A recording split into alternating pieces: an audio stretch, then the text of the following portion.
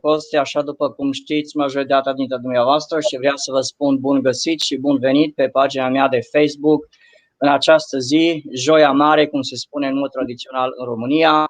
Vă spun tuturor încă dinainte, Hristos a înviat, o formulă tradițională, dar și adevărată.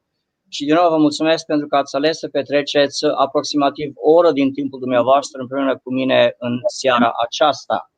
În seara aceasta voi face ceva deosebit. Niciodată până acum nu am făcut un interviu în limba engleză sau într-o limbă străină pe pagina mea de Facebook, însă voi face astăzi din mai multe motive. Îmi dau seama că poate foarte mulți dintre dumneavoastră, cei care mă urmăriți în aceste minute, nu cunoașteți, nu înțelegeți limba engleză, respect lucrul acesta, dar vreau să înțelegeți că ceea ce fac în seara aceasta și poate chiar în viitor nu o fac din snobism sau dintr-un motiv de aroganță sau din alte motive nepotrivite. O fac datorită faptului că evenimentele care se petrec în jurul nostru, atât în România cât și la nivel european și la nivel global, sunt atât de importante, atât de relevante pentru România și pentru valori, pentru mersul societății, atât în România cât și la nivel european și global, încât m-am gândit că este bine ca pe lângă mine să am din când în când alte persoane care să discute subiectele acestea, care sunt experți în domeniu, poate chiar mai mult în expertiză, mai multe cunoștințe de expertiză decât mine în aceste domenii. Și din nefericire anumite persoane le găsim care pot discuta subiectele acestea doar în afara României și nu vorbesc limba română. Deci vă mulțumesc anticipat pentru înțelegerea dumneavoastră.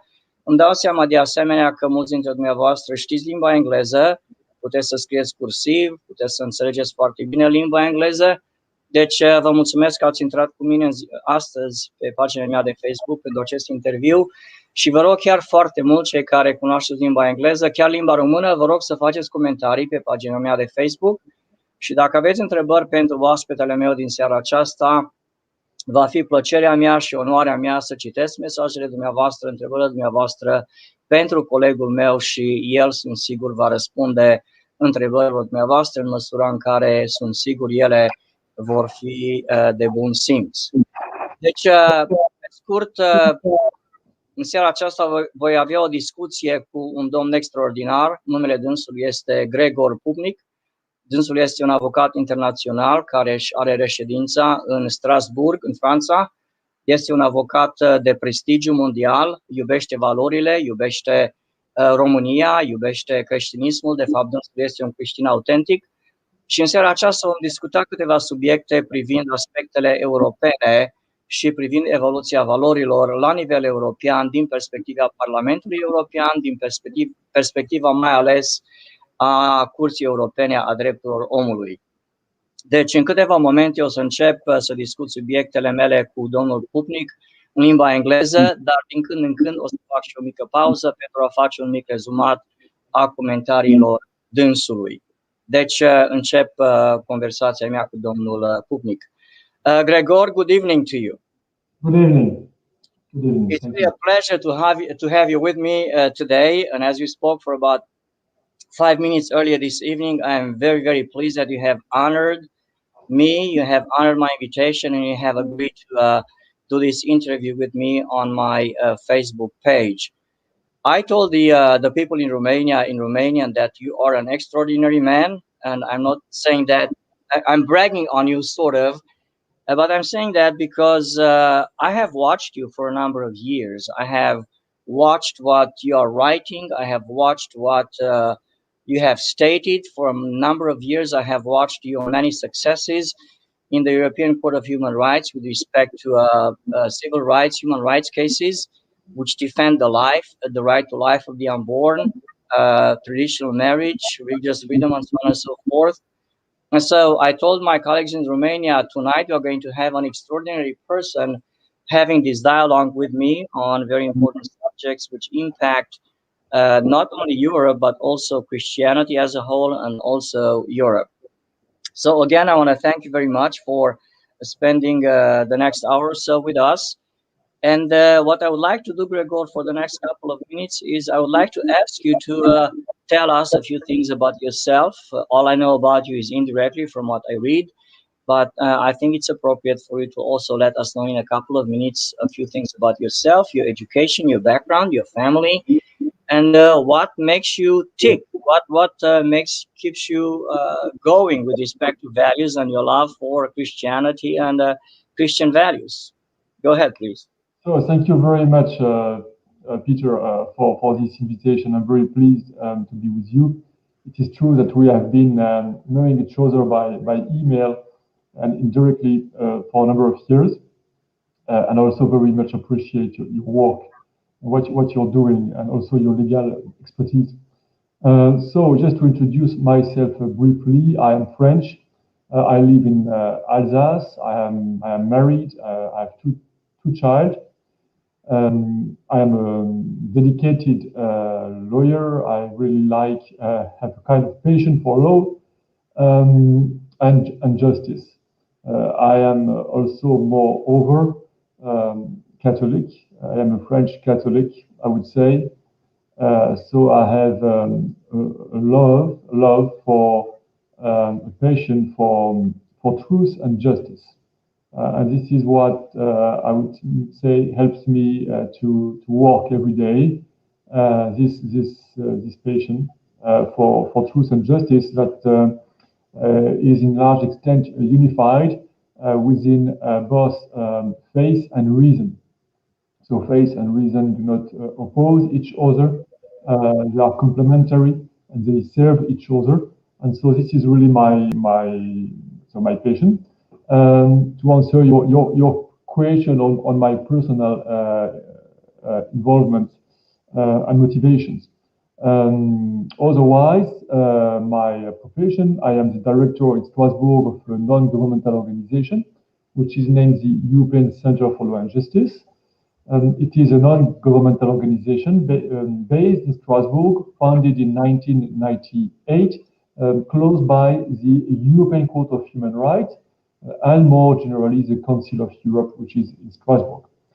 So we mainly work with this institution, as well as with the United Nations, which is based in Geneva, which is not very far from Strasbourg. So we mainly work within those two institutions for the promotion in general of human rights, but more precisely on a good and proper interpretation of human rights, on protection of freedom of conscience, freedom of religion, as you said, as well as life, freedom of expressions, and so on.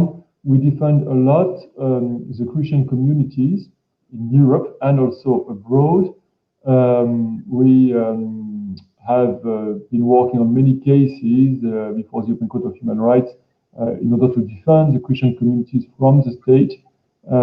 So So those are some aspects of the work, but we also do some kind of advocacy or lobbying within the European Parliament on issues, for example, of abortion currently.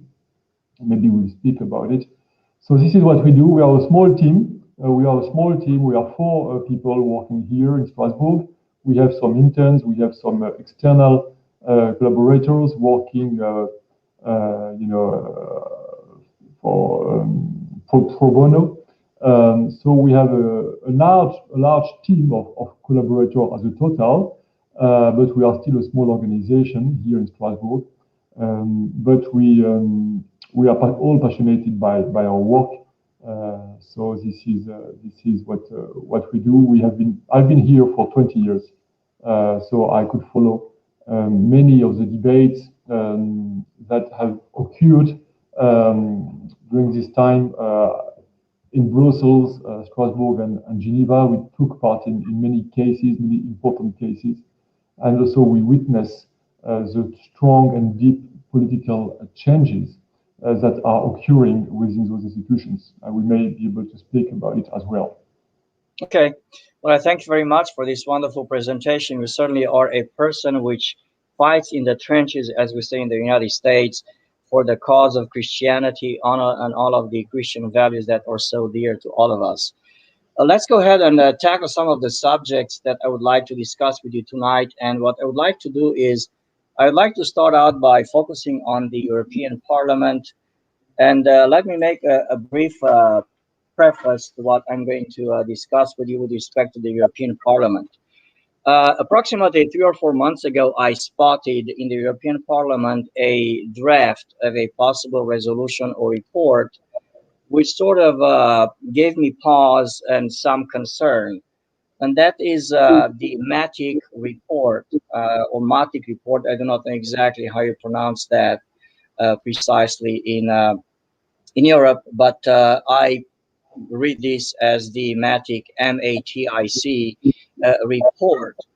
And frankly, it gave me a lot of concern, because in reading the document, it seems to me that it seeks to promote in Europe the notion that there are 2 important aspects of European law.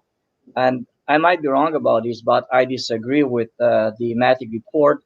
But the report clearly indicates that European law, and that's a mystery to me as to what exactly that is, European law recognizes the existence of what the report calls reproductive rights, number 1, and number 2, sexual rights.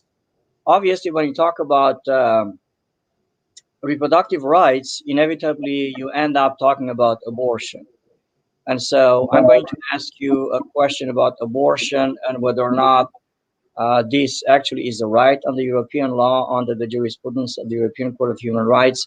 And also I would like to ask you questions about the so-called sexual rights, which the Matic report seems to promote in the European Parliament, if obviously this report is adopted. And then let us know, whether or not, for instance, there is a right in the in European law to, for instance, same-sex marriage. So it is a report which is of great concern, not to me, but to a lot of people. A lot of people have actually approached me about this report, and I think I posted maybe 2 or 3 comments on my Facebook page about the Matic report. Again, it concerns me, and I would like for you to, again, tell the public in Romania what your feelings, sentiments are about, your opinions, impressions are about this report. Okay, so yes, it is. So we call it the Matic report. It is one draft report that has been introduced within the European Parliament by a number of members of the European Parliament, and its aim is, of course, to promote the idea that there would be a kind of fundamental right to abortion and a duty on member states to allow abortion. As you may know, Poland Constitutional Court has recently ruled that there should not be any abortion, even in some cases, extreme cases that was still allowed it previously. And so this provoked a strong reaction within the European Parliament, and among those reactions, this draft resolution that is very problematic considering its content. However, we may say first that the issue of abortion is out of the competence of the European Union. It has been made very clear several times, including recently last month by the European Commission, that abortion is out of the competence of the European Union. So clearly, this draft resolution, as far as it deals with abortion, not only has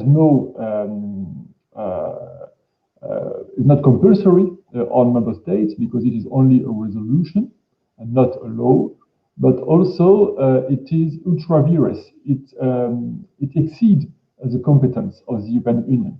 So we may very much say that this text is a kind of advocacy, promotion, ideological initiative from a group of radical leftists from the parliament to promote abortion, using the parliament as a political tool to promote abortion, whereas it has no competency to do so. In 2013, the previous similar initiative was introduced by Mrs. Estrela, and you may remember that it failed before the European Parliament at the end, because the members of the Parliament reaffirmed the fact that there is no such competence from the European Union on abortion. It only belongs to member states. Member states are free to decide on this issue. It is one of the clearly a consequence of the treaties.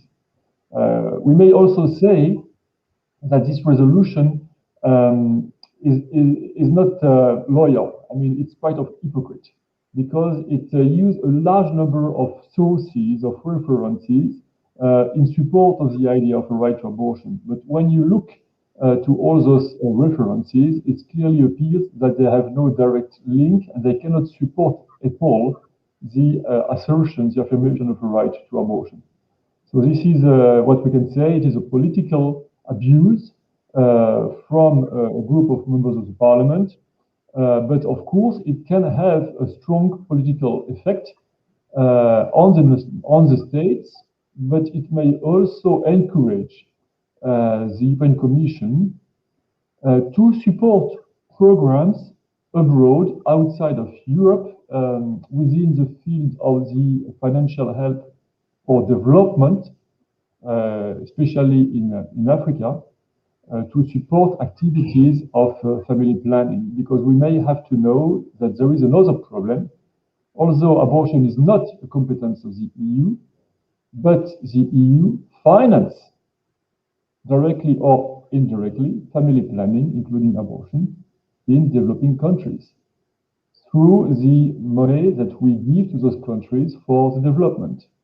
There is currently a negotiation between the European Union and the African states on the new program of help of development, and the EU, one of the conditions set by the EU in order to receive those grants is to implement programs of sexual rights, family planning, and so on.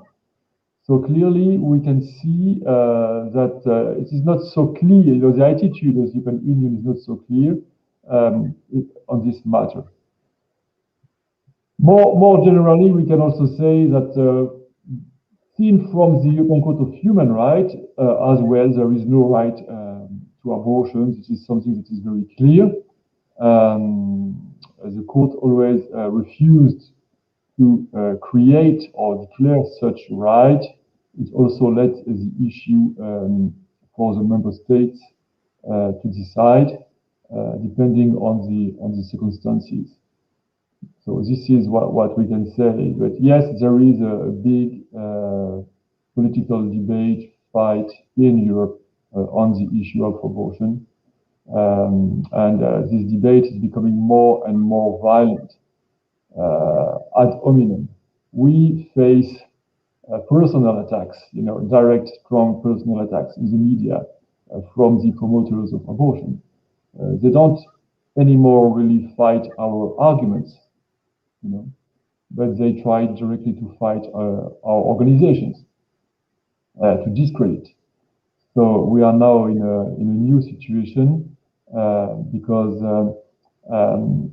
in order to get this resolution voted, the promoters of abortion have initiated in the same time, simultaneously, a campaign in order to discredit the pro-life organizations in Europe. So there is a full strategy that is implemented currently. And you will see next month in May, I guess this campaign will increase. They will publish, documents telling, that we would be dangerous organizations because we promote life, or, we are against abortion. So we would be organizations opposed to human values, dangerous Christian organizations, with financed, by foreign organizations, American organizations, and so on. So this is what will happen next month. And some commissions of the European Parliament are even considering introducing a report on us to explain how much dangerous are the Christian conservative organizations in Europe. So this is the current situation that is not so peaceful. Yeah, it certainly is a document which makes me cringe to some extent, because indeed, if the European Parliament adopts this document, it's going to have tremendous impact intellectually, ideologically, and pressure on the member states. And I did like what you actually pointed out, because it's so accurate. You mentioned, first of all, that this report more or less has one enemy, and that's Poland, which, of course, we know earlier in the year declared that there is no right. I apologize. The Constitutional Court of Poland made it very plain and clear there is no right to abortion under Polish law, not even for the purpose of euthanizing an unborn a fetus that suffers from malformations and so on and so forth. What I also liked very much what you said was that the abortion, and I want everybody to understand, abortion is not a European competence, like Grégor said. In other words, Europe, the European Union as a whole, does not have the right to tell member states that they've got to accept abortion, they've got to legalize abortion internally, because, again, abortion is a matter of domestic jurisdiction, domestic authority, and so on and so forth. And I also like what you said, Grégor, because indeed, in looking at the Matic report in the last couple of weeks, I realized that a similar attempt was made about 6-7 years ago, and I think you mentioned the Estrella report, which again attempted to bring about, by way of European resolution, the recognition in the European space, in the European Union, of a right to abortion, and that attempt then was defeated. So hopefully it's going to be defeated again. Still, a second question that I would like to discuss with you, and I would like for you to clarify for the public as well, is this concept of sexual rights, which the Matic report promotes. And again, I'm going to be direct with you, and I've been sort of shocked by what I have read in the report. But again, can you tell the public, is there a right under European law, or I should say under the jurisprudence of the European Court of Human Rights, a right to same-sex marriage, or a right to civil unions between persons of the same sex or the opposite sex? It's a hot topic in Romania right now. Romania forbids, interdicts same-sex marriage since 2009. And so I think that the public would like to know a few details about this area, this aspect. So it is the same answer than regarding abortion. Clearly, it is not an issue, not a competence for the European Union. So the EU has nothing to say, in fact, on those issues. So it's also an abuse from the European Parliament to take a stance on those matters. and to tell to the states what they should do. The only rule that applies both in the European Union and in the European Court of Human Rights is the principle of non-discrimination, including for the matters of sexuality. And so it is only if there is a kind of discrimination decided by the parliament or by a judge that may have an impact on the legislation of marriage. So this is today the situation. The European Court of Human Rights has never said, has clearly said, that the European Convention of Human Rights guarantees the right to marry, I say in Article 12, I quote in Article 12, to men and women. So clearly, the European Convention of Human Rights only guarantees the right to marriage to men and women, and this is clear. And so the court also said that it has no power to change the meaning, of this article. However, the court, in the meantime, through its case law, declared that member states, based on the right to privacy, protection of private life, member states shall give some kind of legal status or legal accommodations to same-sex couples. This is what the court ruled in a case against Italy. So it does not concern marriage. So there is no obligation to legalize same-sex marriage, but there is a duty to provide some legal kind of framework in order to allow those people to organize their life on a legal point of view. So we are talking about extending or affording same-sex couples some form of legal recognition other than marriage as such, correct? Yes, this is the status of the law in Europe, right, from the European Court of Human Rights today. And you mentioned a case against Italy, and I would like to talk about a little bit about the case against Italy, because then I'm going to ask you a follow-up question, which also involves Romania as well.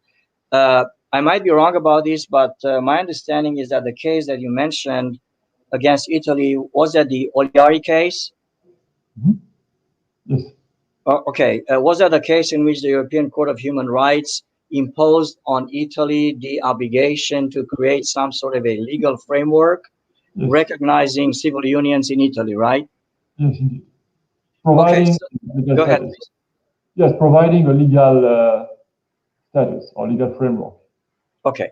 Now, this is a very touchy point for Romania as of right now in 2021.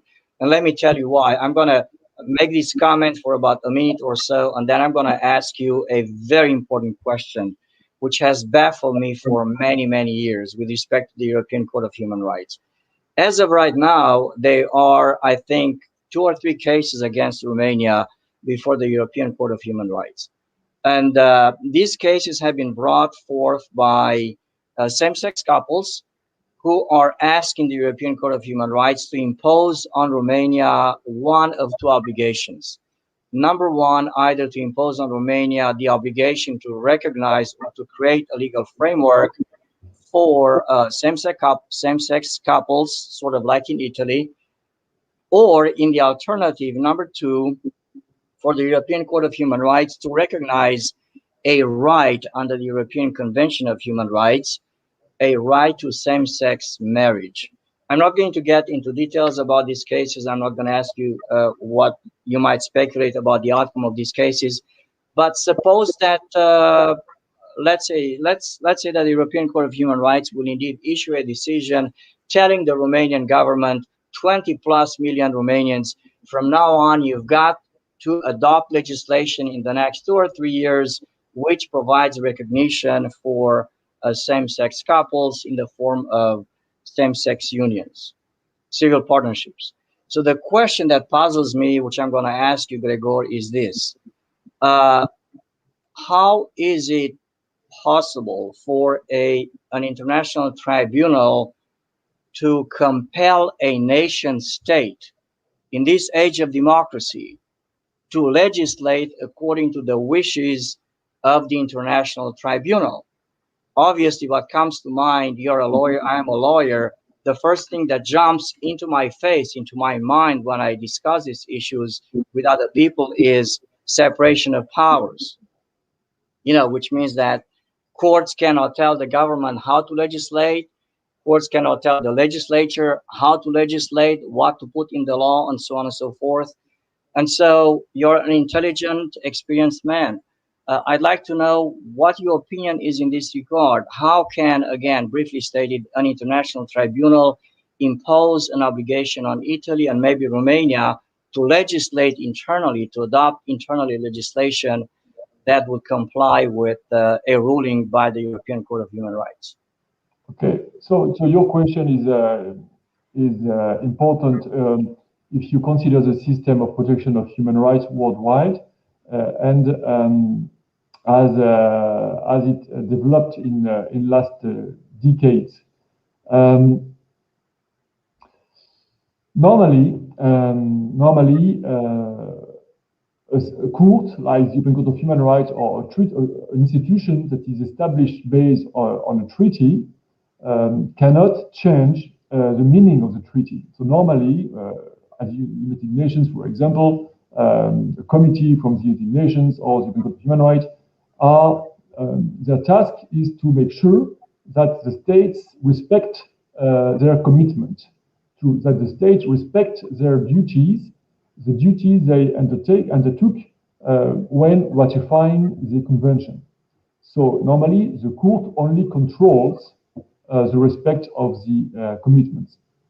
And normally a court, as well as a national judge, does not make the law. So it cannot change the content of the convention, or it cannot create new obligations on the states because the state only committed to respect the treaty.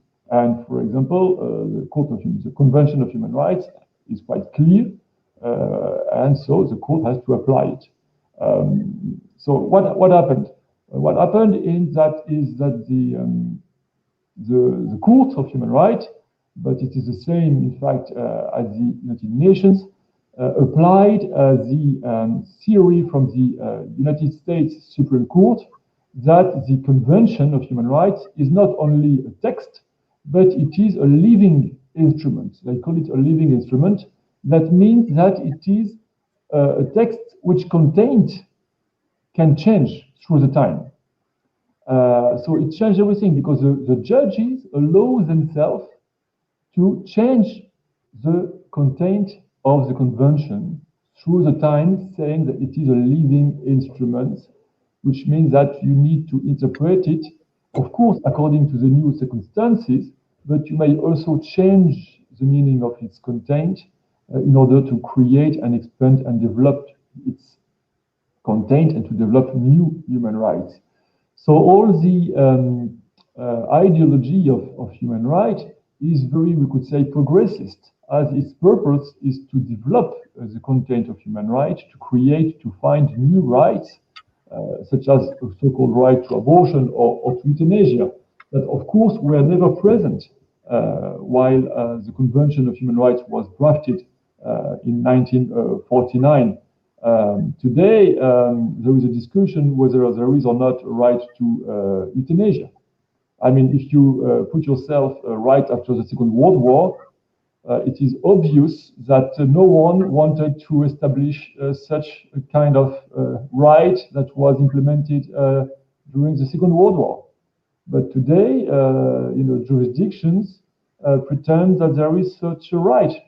As well, today some jurisdictions, are considering refusing the right to conscientious objection to abortion, or which is once again clearly against the intent of the drafters of the Universal Declaration of Human Rights and the European Convention of Human Rights.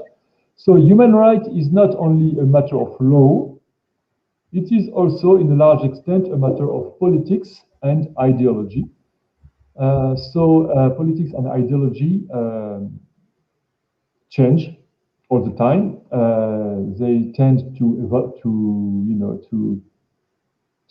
to promote new rights, promote new ideas, and so this is how we arrive to this situation. And it is clear that if a judge can decide on a law, can change the law of a state, even can force to change the constitution of a state, it is a real problem for the separation of powers between authorities within the state, because a judge would have the authority to go against the decision of the population. For example, on the matter of abortion, the European Court of Human Rights went against the decision of the Irish people that expressed itself through 3 referendums. However, the Court of Strasbourg said, okay, maybe there have been 3 referendums, but we consider that now it should change. So yes, there is a change. Human rights system is part of an important, strong, and large change within our political system, because we don't believe anymore, we don't trust anymore in democracy based on votes. So we want our society to be organized not only through the votes, but moreover through principles, values that are above the votes and above politics. And those principles, those values, of course, are human rights, but they are within the hands, they are under the control of international institutions that may interpret them sometimes against the general will of the population. Yeah, fascinating explanation. If you'll give me about 2 minutes or so, I'd like to explain briefly in Romanian what you have taught us so far this evening.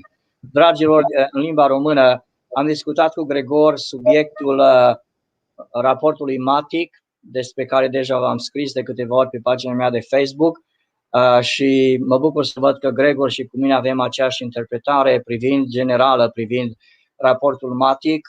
Trebuie, vă spunem din nou, ceea ce v-am spus eu personal de mai bine de 10 ani, nu există un drept la avort.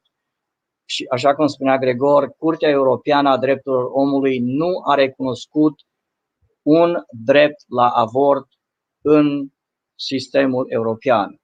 Curtea Europeană a Drepturilor Omului nu impune și nu a impus nici unei țări membre celor 47 de țări care formează Consiliul Europei să legifereze la nivel intern, să recunoască un drept la avort.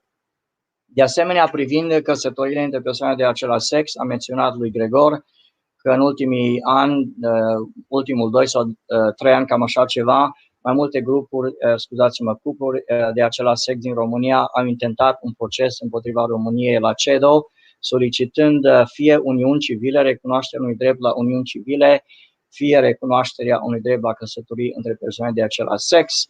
Opinia lui Gregor este că este practic imposibil, cel puțin la ora actuală, pentru Curtea Europeană a Drepturilor Omului să impună României sau altor țări să legifereze la nivel intern căsătorii între persoane de același sex, în primul rând datorită faptului că în articolul 12 din Convenția Europeană a Drepturilor Omului se specifică foarte clar că căsătoria este uniunea dintre un bărbat și o femeie. Pe de altă parte, dânsul ne dădea exemplul Italiei de acum câțiva ani, când Curtea Europeană a Drepturilor Omului a forțat Italia să legifereze, să creeze un cadru legal pentru recunoașterea unor forme de conviețuire între persoane de același sex în Italia. Deci este posibil ca în anul 2021 ori 2022 CEDO să pronunțe o decizie similară privind România, să constrângă România să legifereze în legislația internă a României un drept sau o recunoaștere a uniunilor civile.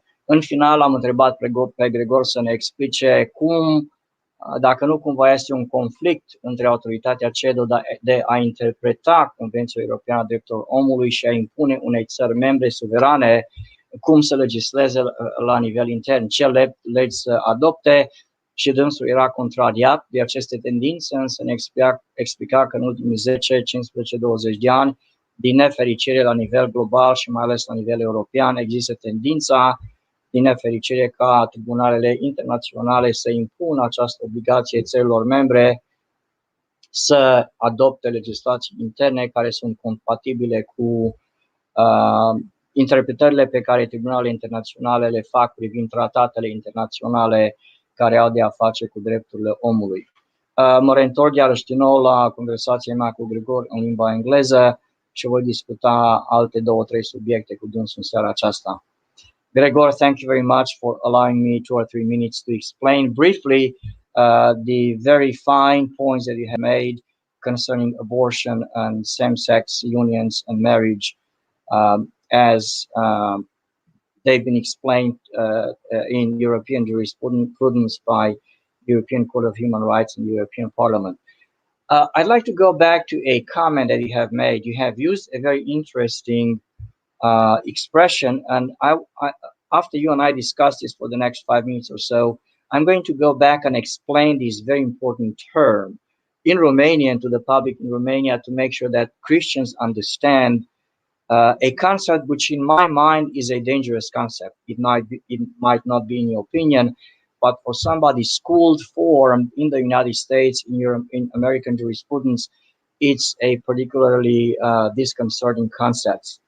You said that the European Court of Human, I apologize, you said that the European Convention on Human Rights is being viewed as a living instrument. And I would like to focus on this terminology that we have used. We do have a conflict in the United States, and it can be seen in just about every major decision which comes down from the Supreme Court of the United States. There's always a fight between the so-called progressive wing of the Supreme Court and the more conservative wing of the Supreme Court of the United States. The so-called progressive wing, they believe that the Constitution of the United States, written more than 200 years ago, is a living instrument, like you said, very professionally. It's an instrument which we believe needs to be interpreted today by us in light of current contemporary realities. On the other side, on the other hand, you've got the so-called originalists or conservative judges who promote this notion of of originalism, meaning the Constitution does not change. If the Constitution is to be changed and its meaning, it's got to be done by the people by way of constitutional referenda and so on and so forth. So let's see if you can dwell on this subject for the next 2 or 3 minutes. My understanding is that in Europe, the European Convention of Human Rights is viewed as a living instrument. And so in this context, I would like for you to explain for the public in Romania, and not only in Romania, everyone who is going to listen to our interview, what exactly is an activist judge? Is there a link between this jurisprudential ideology, which is believing that a constitution is a living instrument, and an activist judge? And is that a problem in the European Court of Human Rights, in Europe in general, and whether or not this could be a threat to Christians and our understanding of Christian values?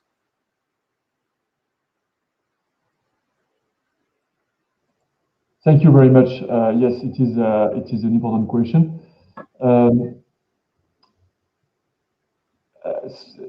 declaration that the convention is a living instrument clearly has an effect to give an important power to the judges, because the judges may even change the content of the convention.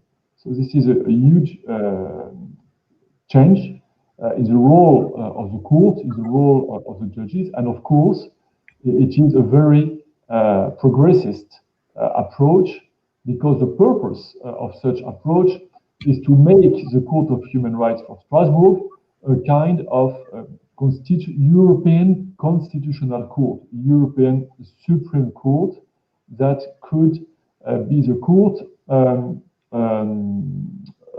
competent to control all national systems under most aspects and would not be limited anymore by the European Convention of Human Rights. Such approach is clearly motivated by a progressist vision, a dream of legal unification of the continent, and a supranational understanding or dream or vision of the European institutions. We may also say that such approach is not strictly necessary because the states, if they want to create, to recognize new human rights, there is a way to do that. The way to do it is to adopt new conventions or what is called additional protocols to existing conventions. And in fact, the European Court of Human Rights has already a number of such additional protocols, such as the one, for example, prohibiting death penalty. Death penalty was not prohibited in the Convention of Human Rights, and the states decided later on to agree later on to prohibit it, and then they adopted a new additional convention. So there are two ways to update to human rights, to create, recognize new rights. One way is within the hands of the states and respect the rules of international law, and the other way has been taken by the judges to have the initiative to do it according to their understanding of the priorities. And clearly, it gives facilities for the judges that are the most ideological to promote new rights and to use the system of protection of human rights as a tool to change the societies. And so what we can see is clearly that human rights are used for social engineering in a large extent. So this is clearly what we see. And it is based on the idea that the role of the European Court of Human Rights is not only to protect human rights, but also to develop human rights. So this is the two ways that are possible, I mean, that are used today. One is legitimate, the other one cause much problems and difficulties. Yeah, the other one is questionable. Thank you very much for this very lucid presentation. If you'll give me a minute, I'd like to explain to the Romanian public in Romanian what you just explained to us in English. Dragilor, ceea ce spunea Gregor e foarte important și vreau să fiți cu mare atenție. Există pericol pentru democrație, pericol pentru valori în România și în toate țările care subscriu Convenției Europene a Drepturilor Omului, deoarece majoritatea judecătorilor din Curtea Europeană a Drepturilor Omului văd în Convenția Europeană a Drepturilor Omului un instrument viu. Îmi dau seama că folosesc anumiți termeni care sunt poate dincolo de așteptările sau înțelegerea dumneavoastră, dar această expresie instrument viu înseamnă că această convenție adoptată în 1949 este un document pe care niște judecători, pe care nimeni, absolut nimeni nu-i alege, nu sunt aleși în mod democratic, stau acolo în Strasbourg și pot interpreta acel document care a fost adoptat acum 70 de ani într-o manieră care este în întregime contradictorie înțelesului original al documentului când a fost adoptat acum 70 de ani. Deci e un pericol. Pe de altă parte, Gregor ne spunea foarte lucid și foarte interesant, există un remediu pentru situația aceasta cu care eu sunt de acord și anume această convenție poate fi revizuită de comun acord de țările care deja au subscris la Convenția Europeană a Drepturilor Omului prin așa numitele protocoale adiționale care sunt negociate de țările membre, de statele membre și dacă țările sunt de acord să aducă o noțiune nouă, o ceva noutate sau ceva nou în această Convenție a Drepturilor Omului Europeană, pot să o facă. Dar, cum spunea și dânsul, din nefericire, la ora actuală, foarte mulți judecători din Curtea Europeană a Drepturilor Omului folosesc această convenție pentru scopuri de social engineering, adică cu un scop politic, scopul de a crea, de a inventa noi drepturi care să influențeze societatea și, în opinia mea, chiar să fie o amenințare la adresa democrației și a statului de drept. Going back to our conversation, Gregor, I know time is sort of running away from us. There are many more subjects I would like to talk with you about, but in light of the conversation that you and I have had concerning the European Court of Human Rights being a, quote, living instrument, I want to bring in our discussion a case. I do not know what the status of this case is right now before the European Court of Human Rights, but about a year ago, you have really drawn my attention to a fascinating case coming out of Slovakia, where, from what I understand, an inmate convicted of child molestation, I might be wrong about it, or some sort of a sexual crime, sued Slovakia in the European Court of Human Rights, demanding the recognition of a right to access to pornography, hardcore pornography or whatever. And it really took me aback when I read that article that you have written. I do not know any updates about that case, and so in my mind that clearly is an example where the European Court, if indeed it recognizes the right to pornography for inmates especially, it really would be an extreme case of somebody really interpreting the convention as indeed of human rights as a living instrument. So please take it from there. What are your impressions, please? Yes, so this case is still pending before the European Court of Human Rights, and the question is whether or not the protection of private life includes a right to access to pornography, as well as the protection of freedom of expression. So this case will be decided in the coming months or year. It's quite difficult to see what will be the decision of the Court of Human Rights, because quite often the Court has protected freedom of expression to a large extent, including obscenities. So we may say that the natural liberal approach of the court, or libertaire, as we say in French, approach of the court, may tend to a kind of protection of the freedom to access to such materials. So we will see what will be the decision. Another case pending that you may be interested in, which is quite similar, has been introduced by a large number of sex workers, prostitutes, maybe 200 from France, and as well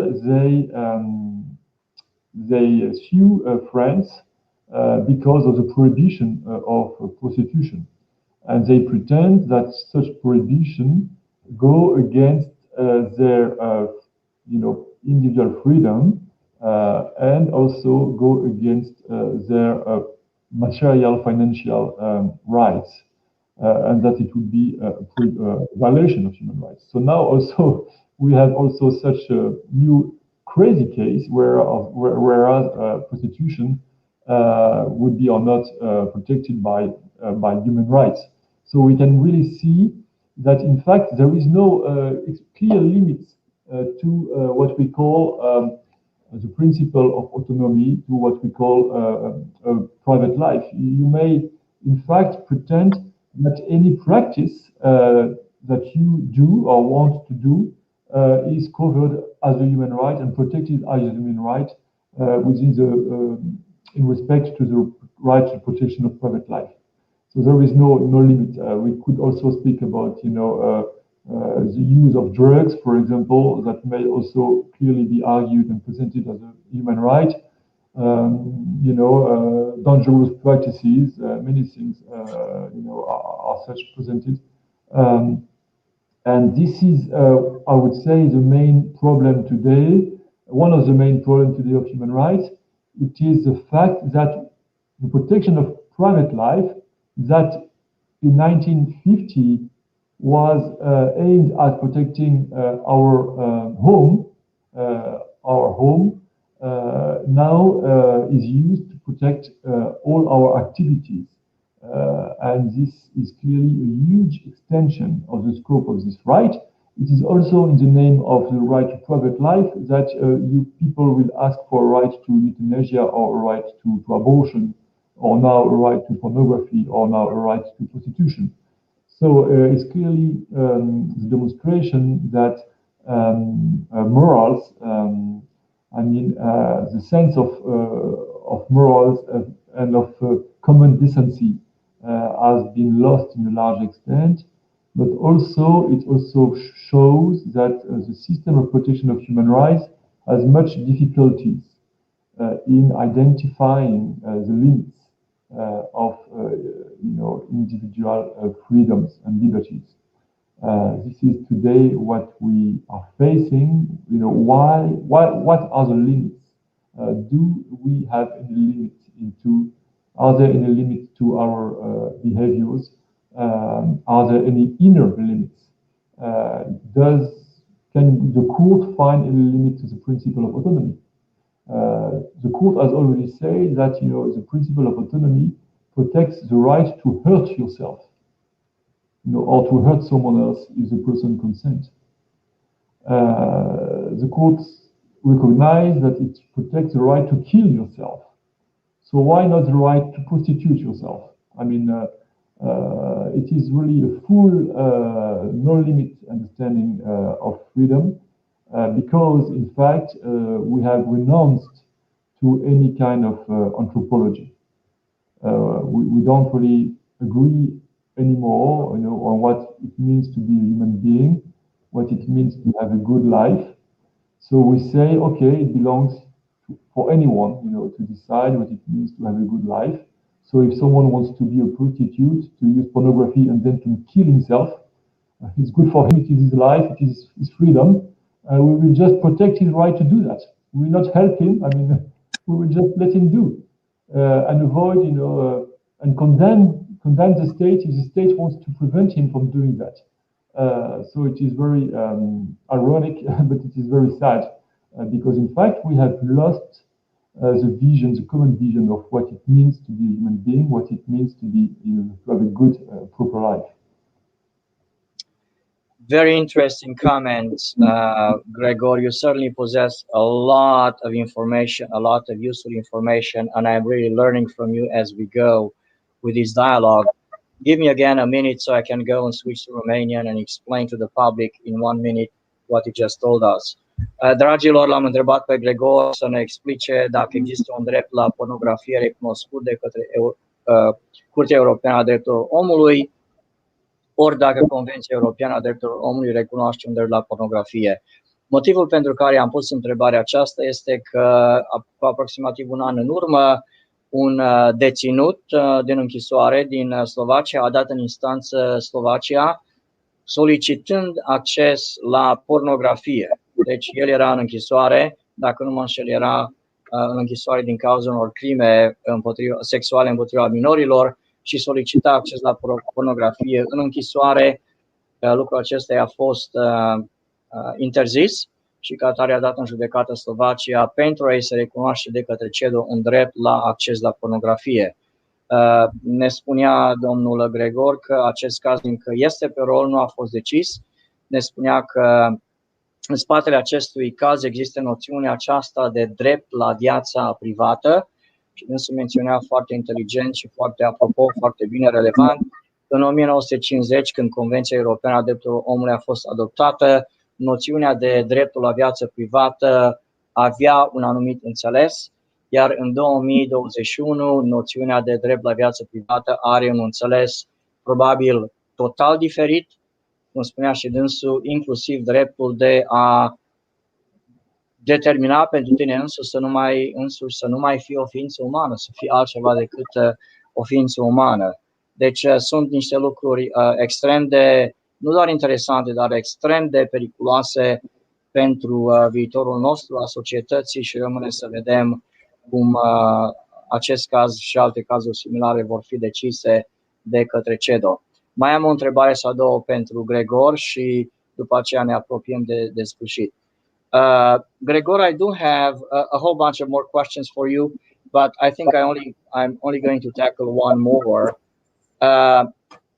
About a year ago, your organization, ECLJ, European Center for Law and Justice, has put out one of the most fascinating reports I have ever seen with respect to the European Court of Human Rights. And it's called The NGOs and the Judges of the ECHR between 2009 and 2019. Well, yes, great. So thank you very much. The persons that are helping us out with our conversation tonight do have this study. I'm grateful that they put it on the screen. So those of you who have not yet read this document, I wholeheartedly encourage you, I persuade you. I would like for those in the background to put back on the screen the title of the study. It's 25, 26 pages. Folks, I invite you, I persuade you, I beseech you to read this very important study. Gregor, it's been an eye-opener for me. And you have done a great job in putting together this study, one of the greatest studies that I have seen that ECLJ has put out. And I would like to ask you to explain to the Romanian public what are some of your main findings. If I'm not mistaken, I actually commented once or twice on my Facebook page about your study, and among others, I told the public that it seems that Mr. Soros, George Soros, indirectly through a whole bunch of open society foundations, which he has all over the world, including Europe, is apparently having some influence on the judicial thinking, on the decisions, directly, indirectly, of the judges on the European Court of Human Rights, which to me is a danger to democracy, to the rule of law. And so I'd like to ask you to tell us about this study and some of your findings. Yes, okay. So the study looks to the activities and the profile of the judges of the European Court of Human Rights since 2009, during the last 10 years. What people have to know first is that it is not necessary to be a judge, to be a professional magistrate, to become a judge at the European Court of Human Rights. In fact, the states can propose 3 candidates for this function. Each state proposed 3 candidates, and the Parliamentary Assembly of the Council of Europe will pick up one of the 3 candidates to become a judge in Strasbourg within this court. And you know how much important is this court and how much power this court has on nation states and legislations. So what I have witnessed is an increasing world presence of NGOs acting within the Court of Human Rights, introducing cases, advocating, and so on. And I have to say, we do the same here at the European Center for Law and Justice. We also bring cases before the court. So this is normal. But it starts to be problematic when such organizations like the European Center for Law and Justice, but also other organizations, send judges to the Court of Human Rights. And we have witnessed that there are 7 organizations active before the European Court of Human Rights, bringing cases to the court, supporting cases to the court. 7 organizations have sent some of their employees or collaborators to the Court of Strasbourg as judges. So this creates a problem because some lawyers, activists once become a judge before the same jurisdiction. So this is one first problem. 7 organizations and have sent 22 of their staff, we could say, before to the European Court of Human Rights as judges. Among those 7 organizations, one organization, the Open Society of Mr. Soros, have sent 12 people as judges to the Court of Human Rights, but also have financed the 6 other organizations. So in fact, there are 22 judges in the last 10 years out of 100 that are either former staff from the Open Society, either coming from organizations financed by the Open Society. So it is a lot. This is one problem, but there is also another problem, is that most of those judges, of course, have been faced with cases introduced by their former employer organization. And of course, it is a duty for judges, to do not rule on such cases. But we found at least 88 rulings in the past 10 years in which those judges have adjudicated applications introduced by their own former employer, their own former organization. And so this is a clear problem of numerous conflicts of interest. So those are the main findings of this report. It demonstrates the grip, the influence of some large foundations, especially the Open Society Foundation, but also a few others, on the system of protection of human rights. This influence of private actors on the public institutions is, of course, problematic. It is massive. I have only described one aspect of this influence because it was, in some extent, easy to find the numbers, the figures, and the evidence. But of course, the grip of those large foundations over the system is also present on many other aspects and within many other bodies of those international institutions. And what we can say that this report was eye-opening because it really showed one aspect of this important collusion between private interests and international institutions that are vulnerable because they are quite poor, often poor, whereas the large foundations are very rich. So we can see how the equation works. You have on the one side rich foundation with a lot of political ambition, and on the other side quite poor public institutions with a lot of political power. And so the two will meet and, in large extent, merge. It certainly is a problem. And, just between you and me, I have not formulated a solid view on this subject. But in listening to you and reading your report, Gregor, I ask myself occasionally whether or not the European Court of Human Rights is slowly but surely becoming, I dare say, a threat to democracy and to our human rights. They are, like you said, 7 organizations that you have studied and discussed in your report, open society organizations. Then you also mentioned Amnesty International and some others, and indeed they are very wealthy. They are very influential all over the world. And indeed, I think that the public needs to be concerned and worried when a lot of the former of the judges on the European Court of Human Rights also have been on the payroll or activists on behalf of these organizations all over the world. And I'm also concerned that, like you said, indirectly, the court is becoming a political court. The court is becoming ideologized.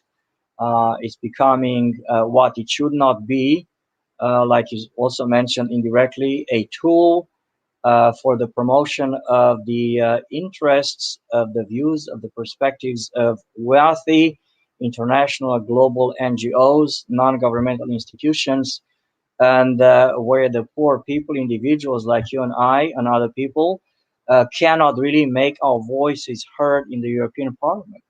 What's your response to that? And let me know if I'm wrong about what I feel about what my intuition tells me. No, it is true. If you are a private actor, if you are a private foundation, wealthy foundation, if you want to have an influence in politics, it is much more effective to go through the international organizations and moreover to go through the European Court of Human Rights and international jurisdictions rather than going through each member state. If you get a good judgment in Strasbourg, it has an effect on all 47 member states. So, I mean, it's much more easy to have an influence through the European Court of Human Rights than at each level and through the national states. So, we can say that the European Court of Human Rights, of course, is targeted by foundations, by pressure groups, by lobbies, in order to implement political visions, which is quite normal in large extent, but also the problem starts when those private groups get into the institution and become themselves the institution, when they become themselves judges. Because once we see that, of course, it is a huge tool of power for those foundations to have a hand, to take control in large extent of those institutions. But the same, can be said regarding the World Health Organization. When you consider that the second source of finances, the second largest donor contributor to the budget of the World Health Organization is also a private foundation, the Gates Foundation, which gave, if I remember well, more than $450 million last year to the budget of the World Health Organization in 2019.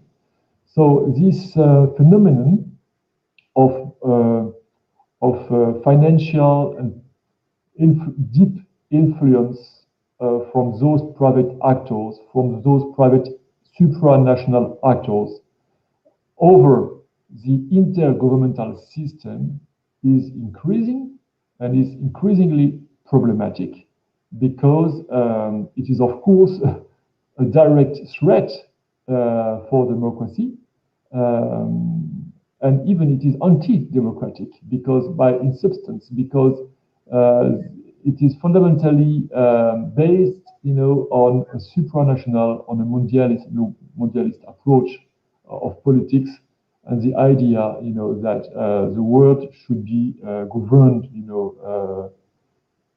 by a minority, and so it's really a danger for democracy.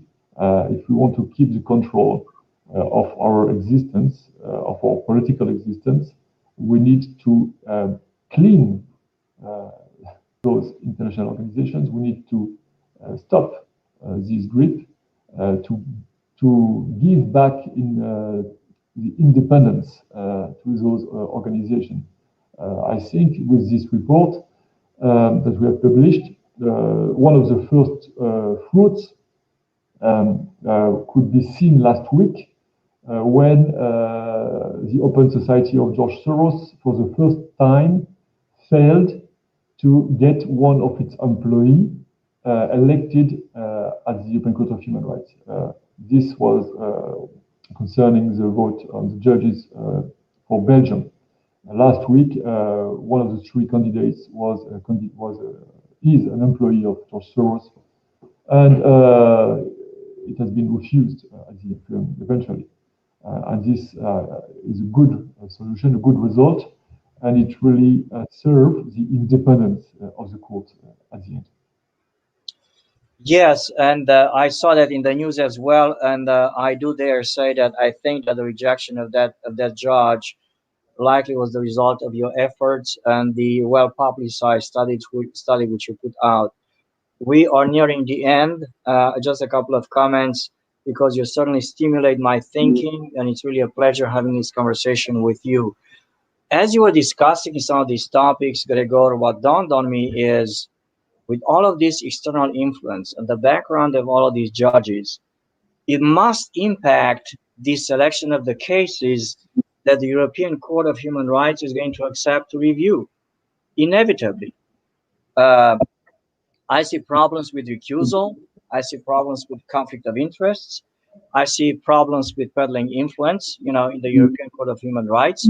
When you have essentially, like you said, activists, people that maybe 10, 15, 20 years have done nothing else before becoming judges, instead of being on the bench in Paris or in Bucharest or in Ireland, they are somewhere out there in the world, flying to New York and Paris and having these conferences and peddling influence and a specific goal of one of these NGOs.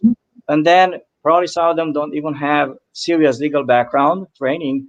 They end up on the European Court of Human Rights, and they impose on us the vision which they've been promoted for money in New York and London and Paris and Rome and so on and so forth, 10, 15, 20 years. It cannot be right. It cannot be just. There's got to be a problem with it somewhere. Yes, that's true. That's exactly what the situation. Regarding the selection of the case, people must know that about 95% of the applications brought by individuals before the European Court of Human Rights goes directly to the basket, is not accepted. So 95%, it means that there is a huge selection of cases, and if your application is rejected, you have no precise explanation why it is rejected. So the issue of the selection of the applications is very important, very central, and it is difficult from outside to assess how it works. There are a number of criteria, that's true, that apply. However, within those past 20 years, I have witnessed a number of times strange decisions to refuse the application of some cases that were very serious. For example, I remember we have been representing a group of 200 or 300 parents that have been sentenced by Spain because they refused to send their kids for some teachings that are against Christian morality. Those parents represented, in fact, 50,000 conscientious objectors, families in Spain. So it was a huge opposition of 50,000 people supported by the Catholic bishops of Spain. And so it arrived to the Court of Human Rights. So it was a big, important case, very political, very sensitive on the issue whether or not, there is a right for the parents to to keep their child out of some problematic teachings that were very anti-religious. And this application has not been considered. They just received, a short letter saying, we don't see anything in your case that is interesting. We don't think it is, it can be, proceed, and so it is rejected without any other explanation. So we have seen a large number of such problems for really serious applications. So sometimes I have to say I have doubt, on the real reasons why those applications have been rejected without judgment. But of course, there is no possibility, and I'm not the only one. I'm not the only one to have such doubts. But of course, we have to trust the court normally, and we have no ways to assess again this decision. Yeah, I do remember very well the Spanish case that was rejected. That was 5, maybe 6 years ago. I did watch with interest the evolution of that case, and I was very disappointed seeing that the Spanish case was rejected. which brings to mind a similar, well, not a similar case, but a somewhat similar case which Romania brought back in 2016. Maybe you're not aware of this case, but it's the Bodnariu case. It's a family of Romanian Christians who lived in Norway. Their kids were kidnapped by the Norwegian 𝐴𝐴𝐻𝐻𝐿, and the parents instituted proceedings against Norway in the European Court of Human Rights, claiming that their parental rights had been violated. The European Court rejected the case after sitting on the case for 4 years. They rejected the case, and I see that case, the Spanish case, somewhat similar to the Bodnariu Romanian case, in the sense that it implicates a lot of the same principles, specifically parental rights, which, by the way, are extremely, extremely important.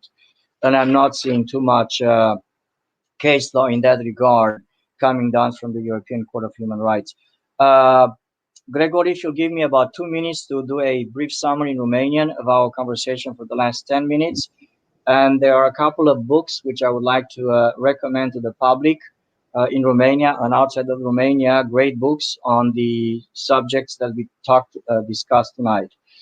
Dragilor, ultimul subiect care l-am discutat cu Gregor privea acest studiu pe care l-am comentat deja pe pagina mea de Facebook și vi-l recomand din nou. Este studiul NGO and the Judges of the European Court of Human Rights 2009-2019.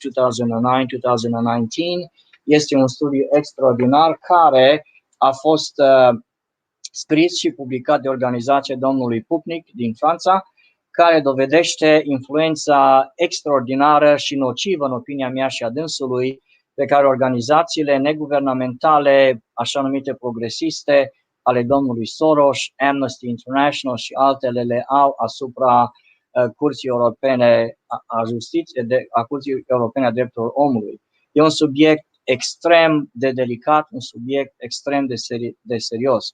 Dânsul ne spunea, de exemplu, că organizațiile domnului Soros, Open Society, au reușit să pună în Curtea Constituțională a Drepturilor Omului numai puțin de 12 judecători în perioada aceasta de timp. De asemenea, alte 6 organizații neguvernamentale mondiale, cum e Amnesty International, au plasat în Curtea Europeană a Drepturilor Omului 26 de judecători.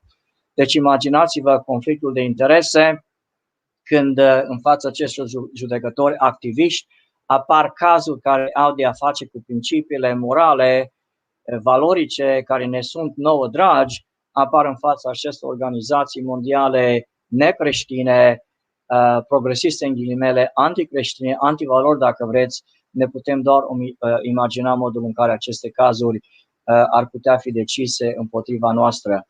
Mai am vreo 5 minute cu domnul Puppinck și ce vreau să facem în încheiere este să vă prezentăm 2-3 cărți pe care vi le recomandăm dumneavoastră în România, toate sunt în limba engleză, le recomandăm de fapt nu doar celor din România, ci de asemenea și celor din alte țări care sunt interesați în subiectele care le-am discutat eu cu Gregor în seara aceasta și care pot fi cumpărate și citite în limba engleză. Okay, Gregor, we are approaching the end. Again, I thank you very much for your patience and your endurance. It's been a marathon day for you because probably you have already worked for 10-12 hours. I just started 3 hours ago in my office, and I still have about 9 hours to go before I turn the lights off. But in the end, I would like to briefly mention to the public 3 books that you and I have discussed before we went live about some of the topics that we discussed tonight. The first one is Fake Law. And I do not know if you have been able to either purchase or read anything about this law, but I do recommend it to anyone that's interested in the fascinating topic of human rights, because this book was published by a British barrister, an attorney specialized in criminal law and human rights in the UK, which shows it showcases some of the bizarre rulings and decisions of the European Court of Human Rights, including the European Court of Human Rights prohibiting the UK government from deporting members of ISIS, which have taken up arms against the United States and the Western world. And so according to a European Court of Human Rights, case law, they cannot be stripped of their UK citizenship or be deported from the UK. A couple of comments, if you have, about this book. I do recommend it wholeheartedly. And maybe you can tell us a few things about the tension that that apparently there is between the UK courts and the European Court of Human Rights. Sorry, sorry, could you please repeat? I did not hear you well. Yeah, the book that I am showing right now is Fake Law. Yes. Published by a British barrister specializing in criminal law and in civil rights. Yes.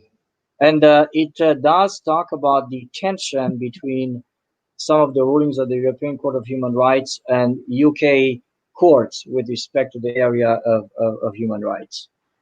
Can you tell us anything about this so-called conflict between the continental jurisprudence and the UK jurisprudence? So yes, there is a conflict between, of course, the approach the UK and the EU, and the Council of Europe and European Court of Human Rights. The UK, as you know, has a very long and respectful tradition of protecting human rights with the habeas corpus, the Bill of Rights. So they are really the ones that, in large extent, started the protection of individual rights against the state. And they have a long tradition based as well on case law.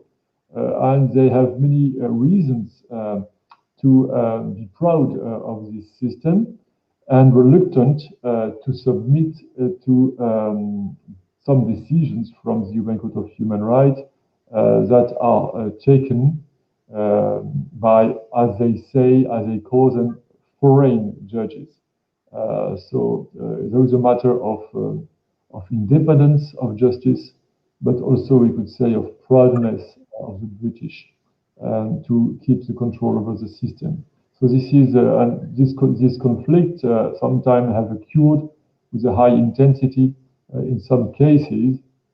For example, the one concerning the right to vote for prisoners. However, this discussion today arrives in the context of the Brexit. And once the UK have left the EU, the question remains whether or not the UK will stay within the Council of Europe, because there are two different organizations. And there are strong voices in London, in the UK, that advocate for leaving the Council of Europe and therefore leaving the ECHR, the European Court of Human Rights. And this book, and I see it received a large audience, a large important success, will advocate in favor of leaving the system. The main problem then will be maybe financial, because if the UK leaves the Council of Europe, leaves the European Court of Human Rights, then it will start a new financial crisis for the Council of Europe. It will really jeopardize its future, and also it will, in a large extent, open the gate for other states to leave the system. So this could really endanger deeply the future of the system if UK leaves the European Court of Human Rights. And once UK is gone, it would demonstrate that the system is not so strong, so solid, and maybe other states like Turkey, for example, or Russia, or Poland, or whatever, maybe not Poland, but Turkey or Russia will maybe consider doing the same. And this would be the end of this dream from the end of the Second World War to create, legal unity between the states of the continent of Europe. So this is really a threat for the system. So we are living in very interesting times concerning the European Court of Human Rights, the fate, of the court, the fate even of the European Convention of Human Rights. The second book I would like to recommend to the public is written also by a British person, and the name of the book is The Conservative Human Rights Revolution, European Identity, Transnational Politics, and the Origins of the European Convention. I do recommend this book again to everyone who is interested in the origins of the European Court of Human Rights, the origins of the European Convention on Human Rights, and how the legal jurisprudence on the institution as such, the European Court of Human Rights, has evolved since 1950 all the way to today. And Gregor, yes, I did look at the index, and I was curious to see if your name is mentioned in the book, and unfortunately it's not there. And I'm saying that sort of tongue-in-cheek, trying to put a smile on my face. But you have certainly done a lot of good work in the area of human rights. You are really, in my mind, an athlete of Christ, one of Christ's athletes. And not only you, there are others as well out there, colleagues, dear colleagues in the Alliance Defending Freedom in Europe, in the United States, and other wonderful organizations. American Center for Law and Justice in Washington, D.C. have done a lot of good work. And the last book, which I would like to present to the public in Romania, and you and I have something in common about the author of the book, which I'm recommending to anyone to read. It's called Under Siege. And actually today I posted a brief book review of the book on my Facebook page. The author of the book is Austin Roos, Under Siege, No Finer Time to Be a Faithful Catholic. Austin is an outstanding man, a friend. I have known him for a long time, and I understand that he's a friend of yours as well. Gregor, I do not know if you have gotten to read the book or not. Not yet. Not yet, but not yet. But I have to say that Austin Roos, he's doing very important work and advocacy with the United Nations for about 30 years. So his work is very important. He's a great man, very courageous, fighting, with courage and strength. So it's an important man. Excellent. Again, I encourage everyone to read this book, a couple of comments in Romanian, and then we will be done. Deci, recomandam ultima carte pentru cei din România. Este cartea aceasta care chiar acum a ieșit, a fost publicată, scrisă de Austin Roos. Am făcut o mică recenzie a cărții, cam de o pagină pe pagina mea de Facebook. Vă încurajez să citiți recenzia pe care am citit-o. Este o carte care pentru români chiar iese la timp. Fie că ești catolic, fie că ești ortodox, fie că ești neoprotestant, e irelevant. Faptul este că nu a fost niciodată în istorie o vreme mai frumoasă, mai potrivită să fii un creștin decât astăzi, pentru că în această lume întunecoasă noi strălucim asemenea unor stele pe cer și ne putem face contribuția la promovarea, alfabetizarea acestei generații fără Dumnezeu în valori. Putem fiecare dintre noi fi un misionar, un evanghelist, un misionar, cum spuneam, care să promoveze valorile în aceste vremuri dificile. Și cartea aceasta chiar o recomand, citiți niște recenzii online, mai ales în această perioadă a Sfintelor Paște. Și din nou, cum spuneam la început, încheiem aici discuția din seara aceasta. Vă spun tuturor Paște fericit, Hristos a înviat. Gregor, we are going to stop our very interesting conversation here. I would like to have you again on my Facebook page for another discussion. There are many other subjects and cases, fascinating cases out there that deal with freedom of conscience, freedom of religion. The pandemic, we haven't gotten to them yet, but they are important, and hopefully we can link up again and continue our conversation some other time. Thank you again. In Romania, it's Easter this weekend. So if you want to say anything to the Romanian people, Orthodox faithful, about Easter, happy Easter, whatever, you have the last word. No, of course. I wish you a happy Easter. and all my best wishes for this important moment, for the church, for our prayers, for our soul, and for our families. So my best wishes to everyone, and God bless you all, and God bless us all. Thank you. Amen, I agree. May God bless all of us. Thank you very much.